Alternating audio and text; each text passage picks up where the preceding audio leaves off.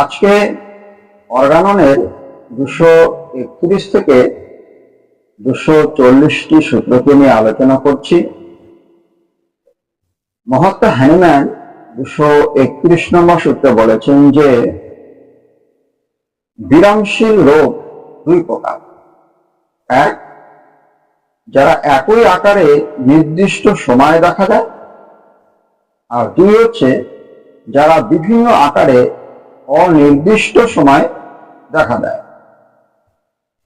তিনি 232 নম্বর সূত্রে বলেছেন যে দ্বিতীয় রোগটি বহু প্রকারে, কিন্তু চিররোগের অন্তর্ভুক্ত।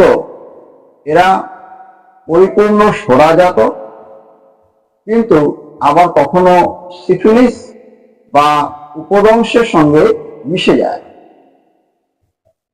সেই জন্য আমরা সরানাশক এবং সিফিলিস নাশক উভয় প্রকারের ওষুধই ব্যবহার করে থাকি।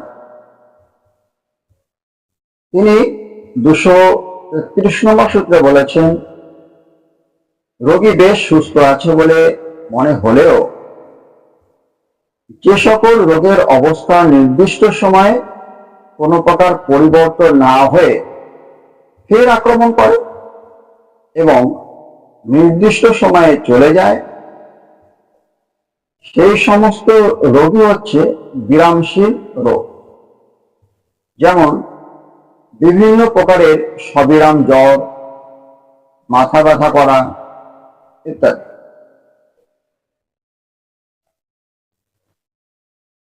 তিনি 234 নম্বর সূত্রে বলেছেন, যে সকল জ্বরহীন বিরামশীল রোগ কেবল একজন ব্যক্তিকে আক্রমণ করে তারা চিররোগের অন্তর্ভুক্ত এবং সরাজাত।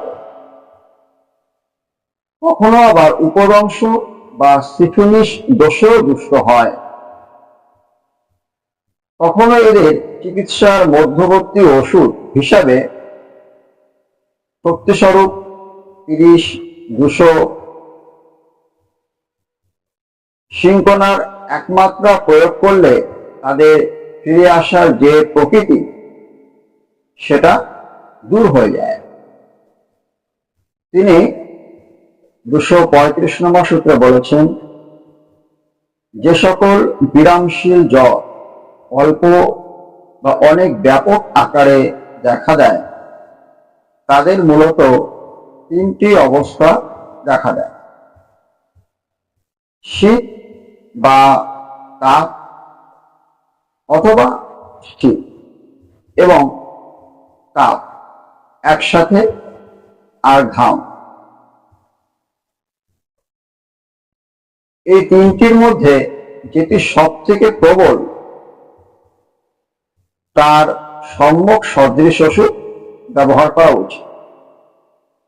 কিন্তু জ্বর যখন থাকবে না তখন সমস্ত লক্ষণ নিয়ে সমলক্ষণ সম্পন্ন ওষুধ নির্বাচন করতে হবে। তিনি 236 নম্বর সূত্রে বলেছেন, রোগের তীব্রতা কমে আসার সঙ্গে সঙ্গে যখন রোগে কিছুটা স্বস্তি বোধ করে সেই সময় ওষুধ প্রয়োগ করলে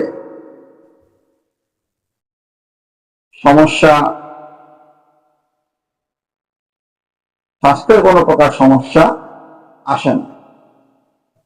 কিন্তু রোগের পুনরায় আক্রমণ করবার কিছুটা আগেও যদি যথার্থ সুনির্বাচিত ওষুধ প্রয়োগ করা না হয় তাতে রোগীর জীবন সংশয় হয়ে ওঠে।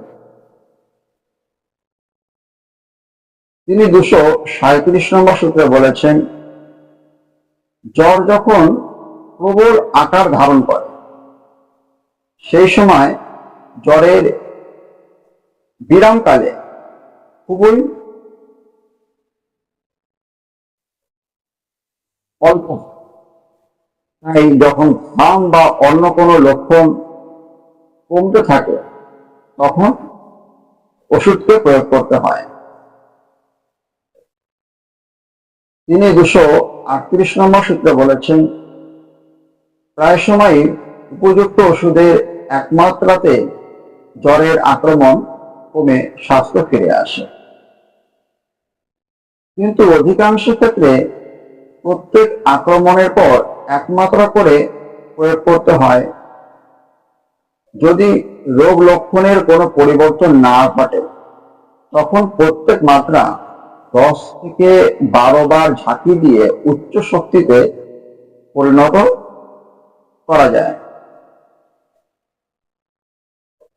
তিনি 239 নম্বর সূত্রে বলেছেন, প্রত্যেকটি ওষুধের যথার্থ ক্রিয়ার ফলে এক বিশেষ